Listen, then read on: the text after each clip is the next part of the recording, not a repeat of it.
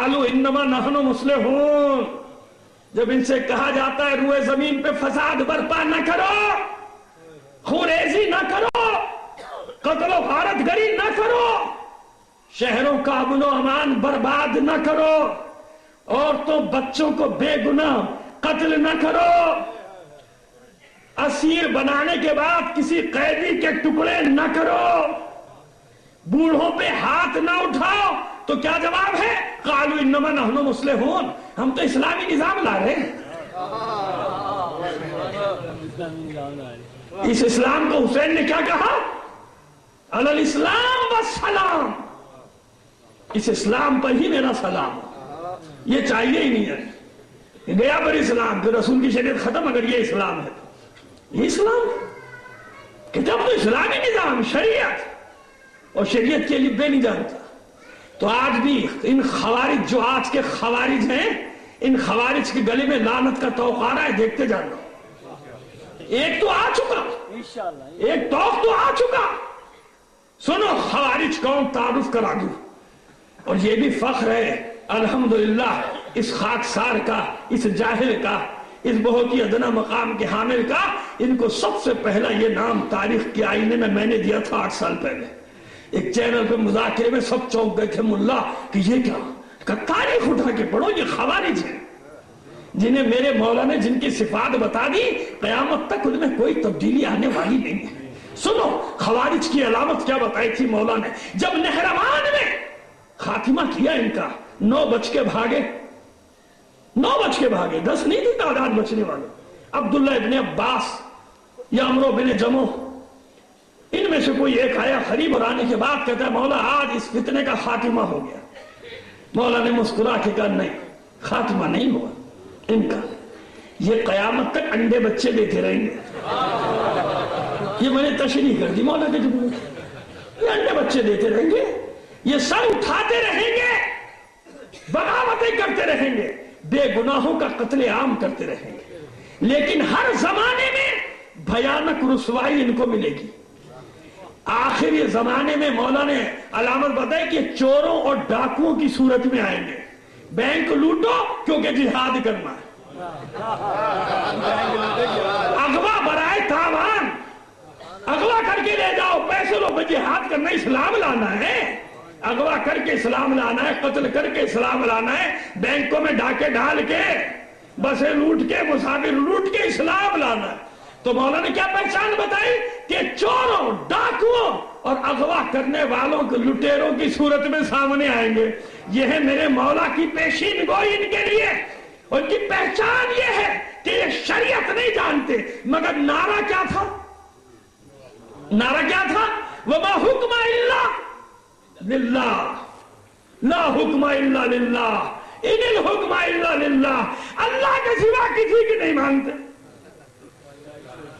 یہ آج کا نعرہ نہیں، یہ خوارج کا تاریخی نعرہ ہے کہ میرے سوا سب کافر۔ کتنی بڑی علامت سامنے آئی، پہلی پھٹکار کیا پڑی تھی خوارج پہ کہ جیسی مولا کو چھوڑ کے بھاگے، جمع ہوئے کوفے کے باہر، اور اس کے بعد میٹنگ کی، اب کیا کریں؟ وہاں سے تو نکل آئے، نہیں مانتے ہمارا کوئی امیر نہیں، ہم کسی کو نہیں مانتے، اللہ کے سوا کسی کا حکم نہیں چلے گا، اللہ کے سوا کچھ نہیں، اللہ ہی اللہ، کسی کا حکم نہیں، اللہ کا حکم چلے گا۔ اب جب جمع ہوئے تو کیا کریں؟ کبھی پہلے اپنا ایک امیر تو بناؤ، جی پہلے اپنا امیر تو بناؤ، جب تک امیر نہیں بنے گا لڑیں گے کیسے؟ تو مولا نے کیا فرمایا نہج البلاغہ میں اور ایک جگہ نہیں کئی مقامات پر کہ لا بد للناس من امیر بر او فاسق، ہر انسان کو ایک رہنما کی ضرورت ہے۔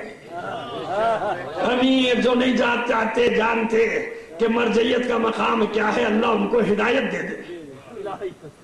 لا بد للناس من امیر، لازم ہے ہر انسان کے لیے کہ اس کا ایک امیر ہو، برن و فاسق، اب یہ اس کے اختیار میں ہے کہ چاہے نیک امیر بنا لے چاہے فاسق، تقریر تو کرنا پڑے گی بیٹا تجھے، اب یہ تیری اپنے نصیب کہ کسی فٹ پاتھ پہ بیٹھے ہوئے کی کر لے یا کسی متقی انسان کی کر لے، مرجعیت سے بھاگنے کے لیے بھی تجھے کسی نہ کسی کی تو ماننی پڑے گی. کسی کی مانے بغیر، کسی کی تقلید کیے بغیر تو تقلید سے بھی نہیں نکل سکتا. بھائی کیوں نہیں کرتے؟ کہ فلانے نے لکھا ہے تو وہ اس کی تقلید میں آ گیا نا. تو فلانے نے کتابیں لکھی، بھائی تو کیا کہہ رہا ہے؟ پھر یہ تو اس کی تقلید ہوئی نا. تو وہی مولا نے کہا یہ تیرا نصیب ہے کہ برن و فاسقن، کم سے کم کرداروں کے فاصلے تو دیکھا کرو کہ کس کی مانے، اس کی مانے کہ جس سے باطل لرز رہا ہے، جس کے ایک فتوے پہ دنیا کفر ہل جائے، لرز جائے، یا اس کی مانو کہ جس کے گھر والوں کو بھی اس کی زبان کا اعتبار نہ ہو،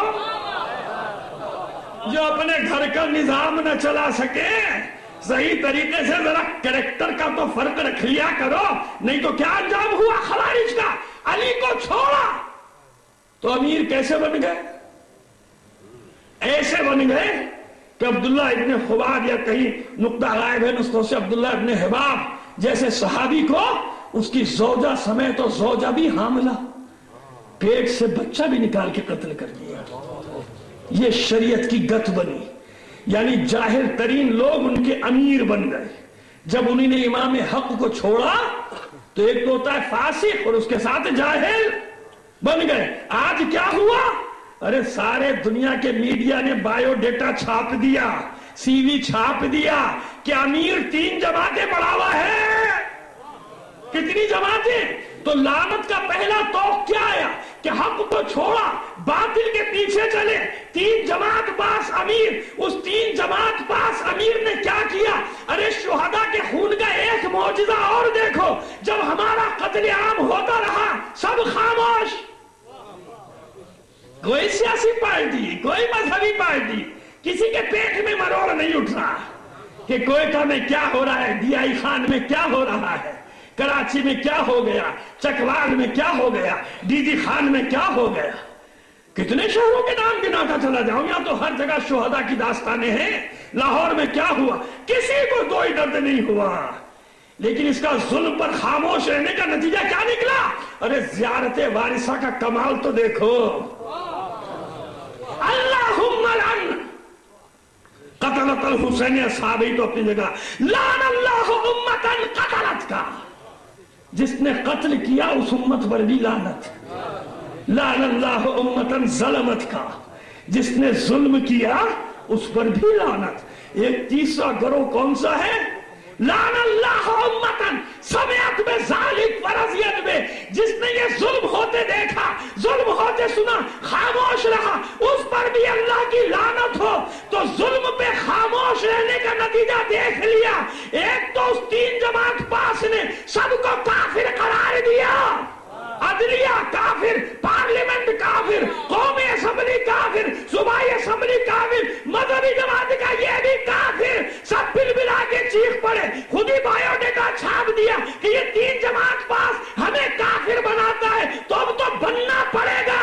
جب ہمیں کہا جا رہا تھا سب خاموش تھے.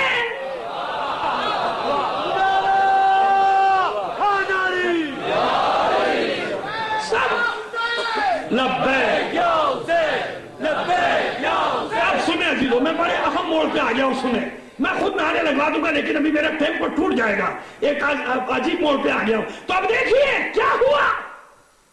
پہلی لعنت تو یہ آ گئی، خاموش تھے نا، آ گیا کفر کا فتویٰ، سب کے اوپر آ گیا، سارے کافر. بلکہ میں تو کل بیٹھا دیکھ رہا تھا، اس نے سعودی عرب کو بھی کہہ دیا ایک ملا نے جوش جذبات میں، بعد میں ڈرا کہ پیسہ بند ہو جائے گا، کہاں سے چلیں گے مدرسے اپنے سب بند ہو جائے گا. بعد میں اپنے الفاظ کو گھمایا اس نے کہ نہیں میرا مطلب یہ نہیں تھا، میرا مطلب وہ نہیں تھا، لیکن پھنس گیا. ایک بار کہی گیا، کیوں؟ علم نہیں تھا. پہلی لعنت یہ آئی. شیعوں کا قتل عام ہوتا رہا، مسجدوں میں دھماکے، امام بارگاہوں میں دھماکے، نمازیوں کا قتل عام، عزاداروں کا قتل عام. ایک جملہ موترزہ کہتا چلا جاؤں، اے عزاداروں، تمہارے دشمن نے کوئی تمیز کی مارتے وقت؟ اس نے مسجد میں بھی تمہیں مارا، اس نے مجلس میں بھی مارا، اس نے جلوس میں بھی مارا.